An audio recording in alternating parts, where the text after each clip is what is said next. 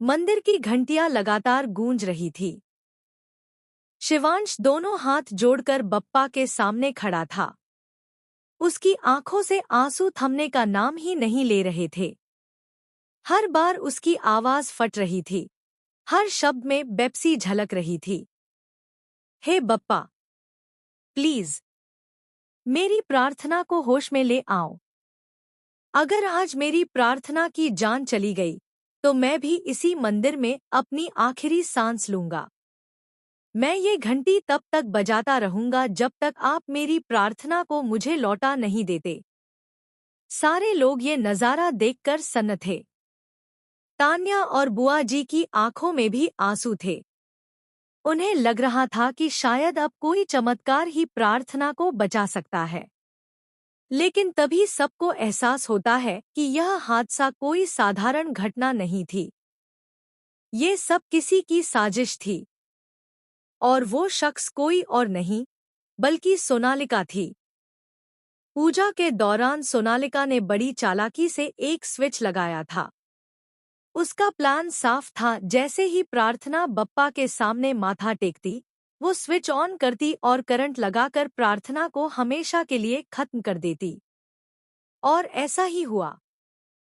प्रार्थना जमीन पर गिर गई, उसकी हालत बिगड़ गई और पूरा माहौल दहशत में बदल गया। शिवांश प्रार्थना को गोद में उठाकर बुरी तरह रो पड़ा। वो पूरी ताकत से मंदिर की घंटी बजाता रहा, मानो भगवान को मजबूर कर रहा हो कि वे उसकी प्रार्थना सुने। उसका हर शब्द, हर आंसू आसमान को चीर रहा था। इधर सोनालिका अपने गुस्से और जलन में पागल हो चुकी थी।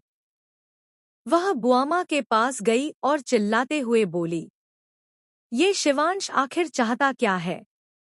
जब प्रार्थना उसकी जिंदगी से जा रही है तो ये इतना ड्रामा क्यों कर रहा है?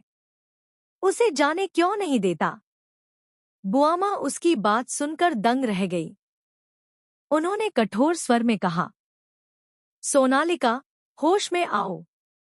वो लड़की मौत और जिंदगी की जंग लड़ रही है और तुम उसे ड्रामा कह रही हो?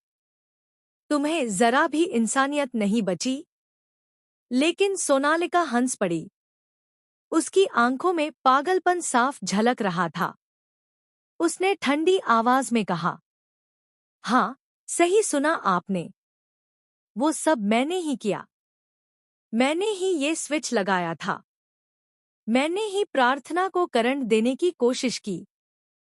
क्योंकि मैं चाहती हूँ कि वो हमेशा के लिए इस घर से, शिवांश की जिंदगी से दूर हो जाए।